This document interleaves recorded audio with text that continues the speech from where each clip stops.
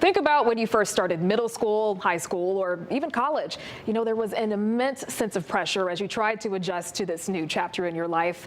I had a very candid conversation with students who told me they're not only worried about meeting new people, fitting in, or getting a grip on increased workloads. They say social media, peer pressure, and other factors do take a toll on their mental health. Well, I want you to come to your TV to check out this story. You'll want to hear what they had to say. What do you think are some of the most common challenges that folks in your age group face with peers at school?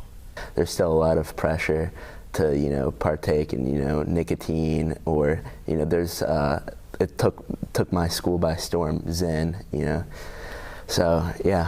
What is that? Zen is it's a nicotine pouch, which you can slide under your gum and you can just use it in class without anybody knowing, so. Yeah. It's, you can just see that they look like mint boxes. I just saw it.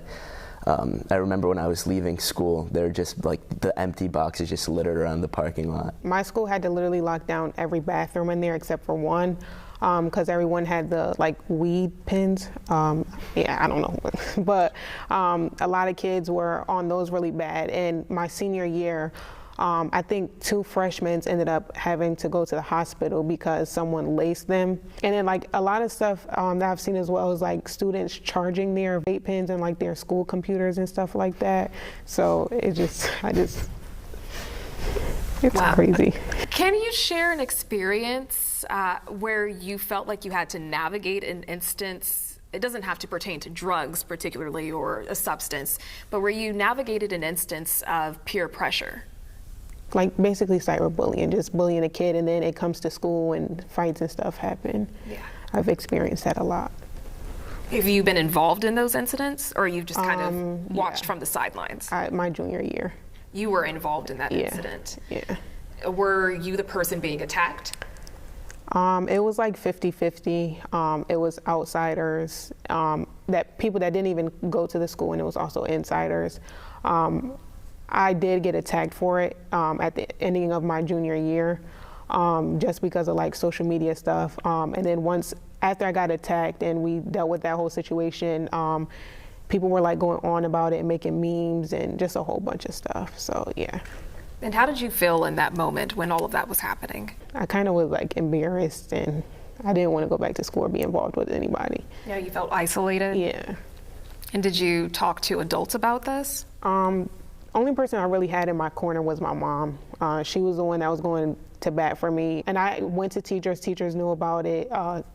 Counselors, everyone knew about it. No one addressed the situation. They wouldn't say nothing to her. They wouldn't call home, say anything. Adults that I did have trust in, as far as my counselors and stuff like that, I couldn't even trust them because they were the main ones talking about it. So yeah.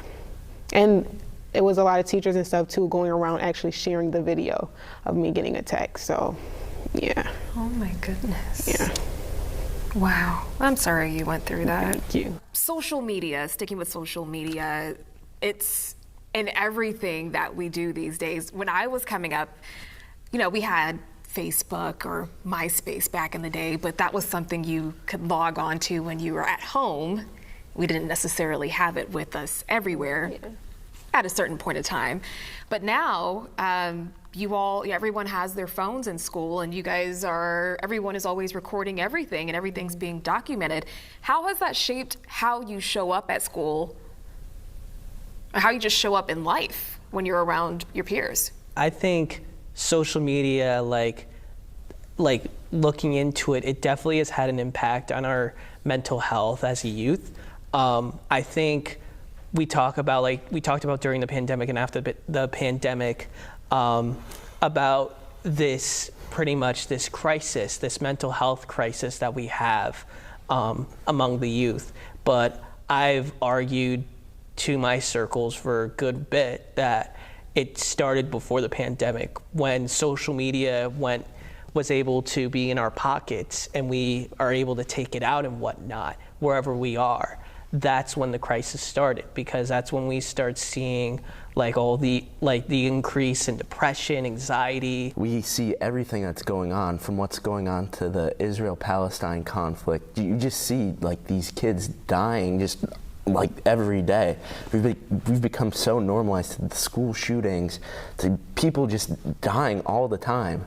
And it's just, you just look at, 20 people died in a school shooting. Oh, it's just a normal day.